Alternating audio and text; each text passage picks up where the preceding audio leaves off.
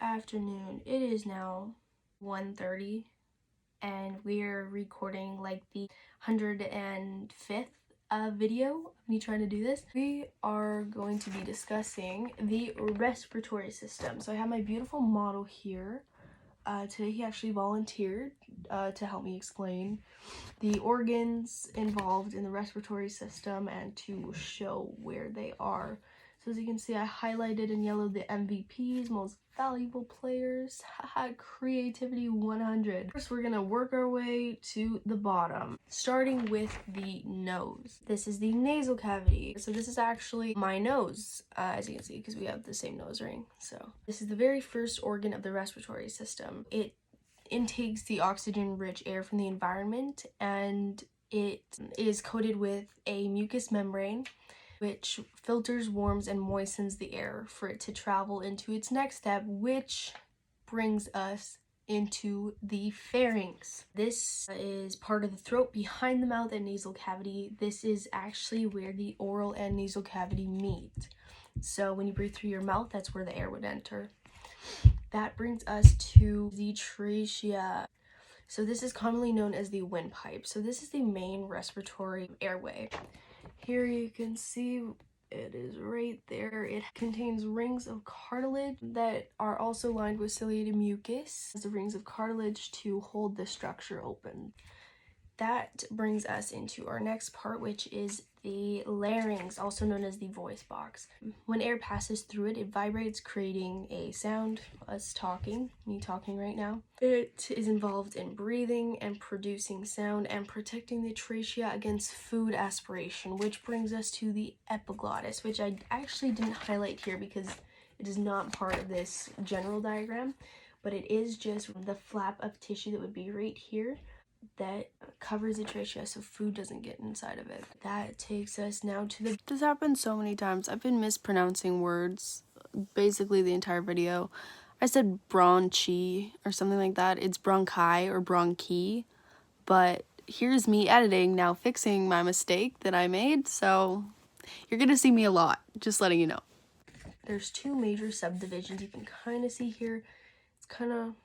I wish I would have printed it in color, but it basically functions as a highway for gas exchange, so very important. It is also lined with ciliated mucous membrane. It also is ringed with cartilage, and it eventually extends to the lungs where the tubes become smaller, as you can see.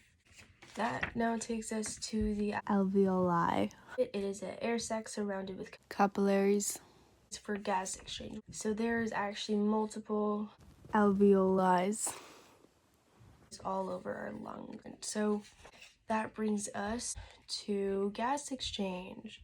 In the blood, oxygen is carried by red blood cells known as oxyhemoglobin. Oxygen leaves hemoglobin by diffusing through the... We'll discuss that in the circulatory system. Eventually, the metabolic waste of cellular respiration will now diffuse back out into the blood.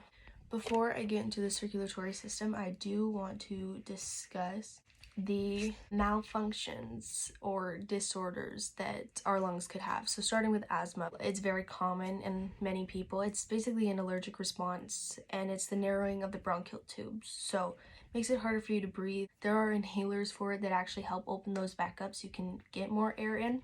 The second one is emphysema. So this is a general deterioration of the lungs, meaning that the alveoli are enlarged and stiff, so they can't function. You can't get air.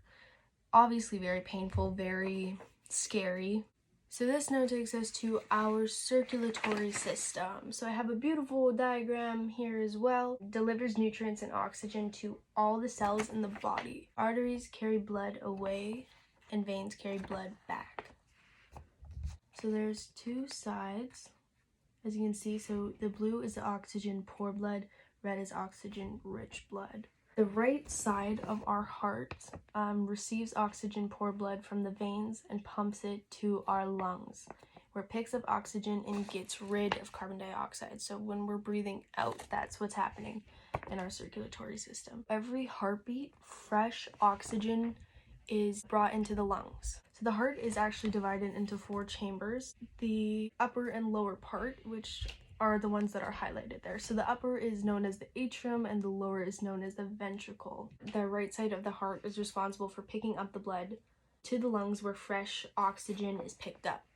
So oxygenated blood is then returned to the left side, and oxygenated blood is now pumped out to the rest of the body. This is the fuel the body needs to function. The cells then remove the oxygen from the blood. They take that, so the oxygen poor blood then returns back to the RA where the journey began, so also known as the right atrium, where the journey began, the upper part there. That brings us into how does the RBC hold on to oxygen and carbon dioxide. That is because of hemoglobin. Crazy. So the protein inside the red blood cells then carry the oxygen to the cells and the carbon dioxide to the lungs to be breathed out. We then have how our blood moves through our entire body. So this is pretty crazy. Every single heartbeat, blood is pushed through the main artery, also known as the aorta. Hope I'm saying that right. Oh, guess what? It's me again, mispronouncing words. It is aorta. Okay, this girl does not know how to pronounce her definitions. It's like she needs to go back to school or something. It's crazy. So from there, blood flows into the arteries and... Wow, who would have thought? Me screwing up again. It is capillary. Okay, this girl, I swear. I have a beautiful picture down there. This reaches almost every cell in the body. Of course, this is depending on the body's needs and depending on the nerve and the hormone signals that our body is giving. With that being said, you can kind of see now, hopefully, how the respiratory and circulatory system both interconnect. That is my entire presentation. So I hope you enjoyed this, I don't know, 10 minutes of me blabbing about stuff you already know, but now I know too. So 12:56 and I Alyssa, am going...